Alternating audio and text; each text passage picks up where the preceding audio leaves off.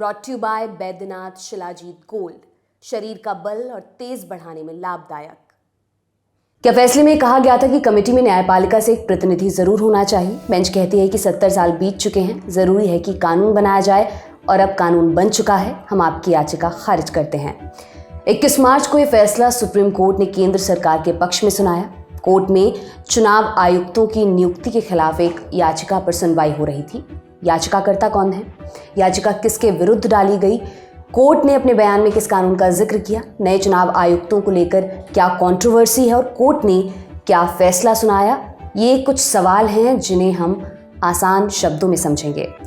21 मार्च को कोर्ट के आए फैसले को समझने के लिए जरूरी है कि पहले 2023 में आए एक अधिनियम को जानें, जिसे chief election commissioner and other election commissioners act 2023 के नाम से जाना जाता है। पिछले साल यानी 2 मार्च 2023 को सुप्रीम कोर्ट का एक फैसला आया, जिसमें कहा गया कि जब तक चुनाव आयुक्तों की नियुक्ति से जुड़ा कोई कानून नहीं बनता, तब तक एक समिति की सलाह पर मुख्य चुनाव आयुक्त और चुनाव आयुक्तों की नियुक्ति की जाएगी और उस समिति में 3 लोग होंगे।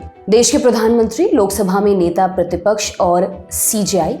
कोर्ट के इस फैसले के 5 महीने बाद ही अगस्त 2023 में केंद्र सरकार मामले से जुड़ा पहला मसौदा लेकर आई, जिसमें एक बदलाव था। सरकार ने जो मसौदा पेश किया उसमें सीजेआई का नाम कहीं नहीं था। सीजेआई की जगह केंद्र सरकार ने किसी एक कैबिनेट मंत्री का नाम आगे किया, यानी समिति में देश के प्रधानमंत्री, लोकसभा में नेता प्रतिपक्ष और एक कैबिनेट मंत्री को रखा गया। सीजेआई इसमें नहीं थे। अगस्त में ये कानून राज्यसभा से पास हुआ और दिसंबर 2023 में लोकसभा से। हालांकि इस कानून का विरोध भी खूब किया गया। विपक्ष ने तर्क दिया कि समिति में सीजेआई के ना होने से पारदर्शिता में कमी आएगी। साथ ही पैनल में सरकार के 2 प्रतिनिधि हैं, जिससे सरकार मनमानी भी कर सकती है। इन्हीं तर्कों के साथ कांग्रेस की नेता जया ठाकुर ने जनवरी 2024 में कानून के खिलाफ सुप्रीम कोर्ट में याचिका लगाई और इस कानून को रद्द करने की मांग की।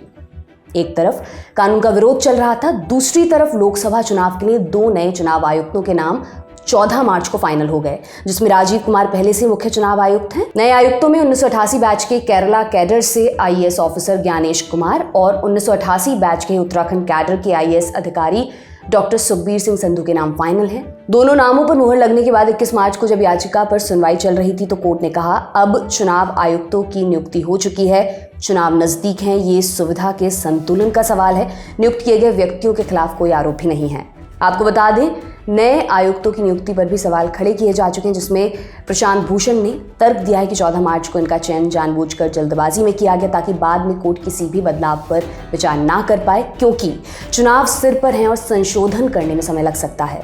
फिलहाल कोर्ट ने याचिका को खारिज कर दिया है।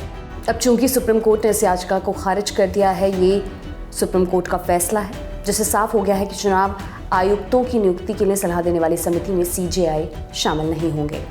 आगे मामले में जो भी अपडेट आएगा हम आप तक जरूर पहुंचाएंगे। आपके लिए तमाम जानकारी जुटाई थी हमारी साथी विभावरी ने। मेरा नाम दिव्यांशी सुमराव है। देखते रहिए दी लंदन टॉप। बहुत बहुत शुक्रिया।